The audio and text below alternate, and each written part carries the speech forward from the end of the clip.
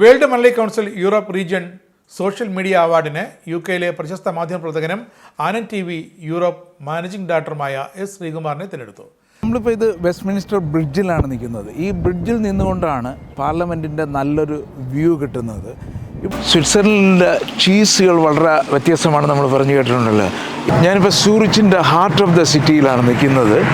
ആഗോളതലത്തിലുള്ള പ്രവാസി മലയാളികൾക്കായി world Malayali council Europe region നടത്തിക്കൊണ്ടിരിക്കുന്ന കലാ സാംസ്കാരിക വേദിയുടെ ഈസ്റ്റർ വിഷു ആഘോഷത്തിലാണ് region president Jolly M Padayattil അവാർഡുകൾ പ്രഖ്യാപിച്ചത്. സാമൂഹിക പ്രതിബദ്ധത അവാർഡ് റോയ് ജോസഫ് മാൻവട്ടത്തിന് നൽകും. മെയ് 2, 3, 4 തീയതികളിൽ യുകെയിലെ സ്റ്റോൺ സ്റ്റാഫോർഡ്ഷൈറിലുള്ള ക്രൗൺ ഹോട്ടലിൽ വെച്ച് നടക്കുന്ന യൂറോപ്പ് റീജിയണൽ കോൺഫറൻസിൽ വെച്ച് അവാർഡുകൾ സമ്മാനിക്കും.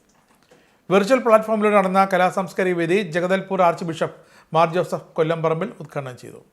വേൾഡ് മലയാളി കൗൺസിൽ യൂറോപ്പ് റീജിയൻ്റെ 20ാം കലാ സാംസ്കാരിക വേദി ഫ്രാൻസിസ് മാർപ്പാപ്പയ്ക്ക് ആദരഞ്ഞർപ്പിച്ചാണ് ആരംഭിച്ചത്.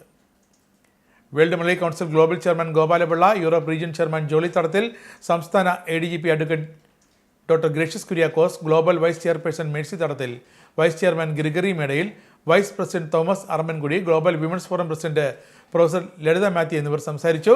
World Malayali council European regional general secretary Babu Thottappally, treasurer Shaibu Joseph, UK province president Saibin Palatty, German province chairman Babu Chembathinal എന്നിവരും കൂട്ടായ്മയിൽ പങ്കെടുത്തു.